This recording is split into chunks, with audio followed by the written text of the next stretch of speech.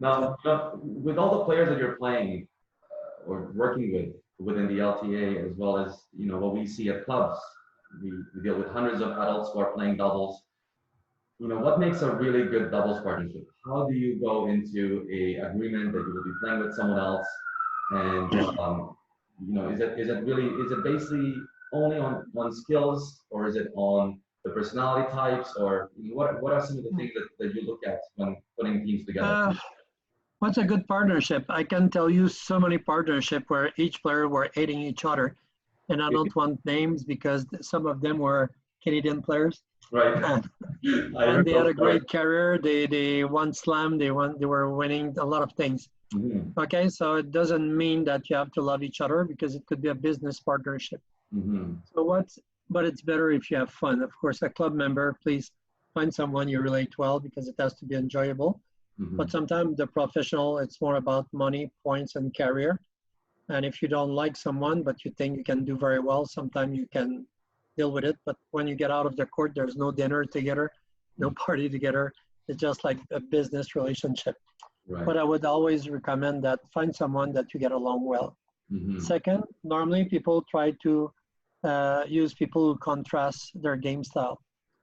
Like I think Canadian people know Jamie Murray. Jamie Murray is a net player. He doesn't really necessarily hit hard, but he played the net. So he needs someone who will set him up at the net. So he likes to play with hard baseliner hitter like Bruno Suarez and now Neil Skupski, who can return solid hard and then he can shine at the net. So a good contrast of style. So Jamie will love a lot. The other guy will hit hard a lot. So that it keeps the players a bit destabilized because if they were playing two hard hitter or two lobbers, then you can adjust, but it's destabilizing to have to adjust a lot. So very often you go for a contrast of style. That's where. Now the difficulty with the contrast of style where the coach has to be aware, it's often in a sport there's a blame game. So if you play with me because I have a big serve, and me, I played with you because you had a great return, Mm-hmm. okay? Because I don't have a great return, but because I don't have good serve, we complement each other. It's easy to blame, like, gee, we lose because, he could not hold his serve. And then you say we lose because he has some opportunity on second serve to make the points that he didn't. Mm-hmm. So we just have to accept our differences. And it's very important that you win as a team and you lose as a team. It should be put right away forward. I know it seems obvious. I know it seems a cliche, but if there's a blame game at the pro level, you can bet that there's some blame game at the recreational and the member level. So I think it's the job of the coach also to establish you are different. Mm-hmm. So sometimes you would wish that your partner serves as hard as you, or you will wish that your partner returns as well as you, Mm-hmm. but it won't happen. And that's why I put you together because you complement each other. Right. So I used to win a lot of the interclub teams when I was working at Men's Island Tennis Club. Mm-hmm. And in doubles, I used to like to put a good singles players with a good doubles players.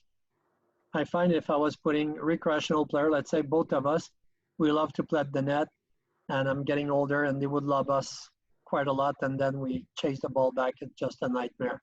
Mm-hmm. If we're both at the baseline, you make great shots, and they can just block it back in the middle to get out of trouble. Mm-hmm. But I find that if you have like a Suck and a Brian together when they dominate the tour, the year that Bob was injured, a guy who hits hard and the guy at the net to put the ball away, and they complement each other. I thought for a club member, that was very good. So I used to build all my women's team and even some men's team with a good singles players and a good doubles players. I find at that level that was winning a lot.